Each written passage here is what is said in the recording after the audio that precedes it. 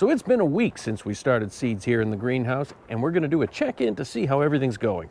Today, on the New England Harvester.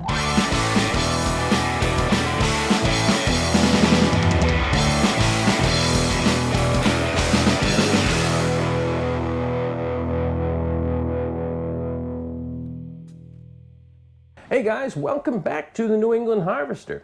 If you had seen my previous episode, Sowing the Seeds of Love, you would have seen me putting seeds inside these coconut coir pots with my homemade seed starting mixture and placing these petri dish covers over the tops of them to help maintain heat and moisture. And so what I wanted to do today is I just wanted to do a quick check-in to show you how far along we've come. So, give you an update, after about 3 days, I had some squash seeds germinating and poking through the soil, which is a pretty good turnaround time.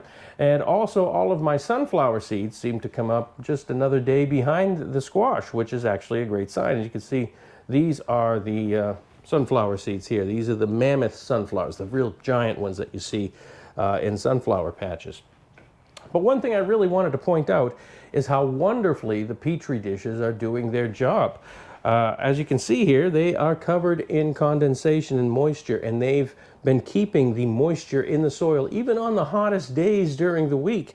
Inside this greenhouse, it gets pretty warm. It can get up, in this time of the year, it can get up to probably 90, nearly 100 degrees during a hot midday. And the moisture has not left these pots.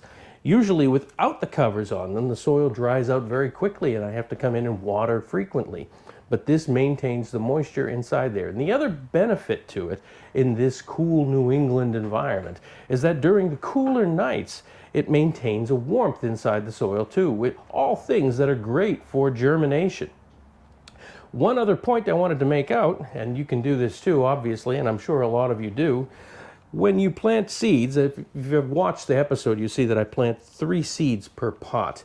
And so obviously when they grow, you'd want to thin and pull out the weakest seedlings that are coming up and leave the strongest so you don't have overcrowding in the pot.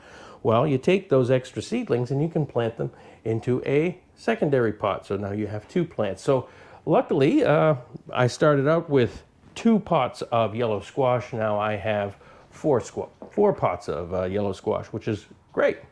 The great part of that is if something happens during the early seedling growing portion of this, maybe a disease or insect infestation, whatever it might be, I have a backup.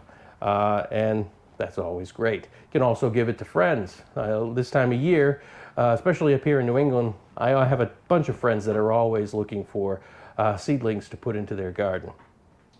Well, that's my check-in. Things are going great.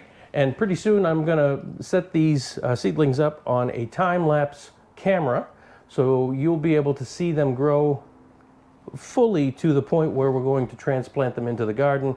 And we'll do a full episode about putting them in the garden as well. So I hope you enjoyed this little check-in, this episode. If you liked it, please don't forget to like and subscribe. That goes a long way in helping a small channel like mine. And I'd love to hear your thoughts in the comments below. Until next time, whatever you're growing, grow it well.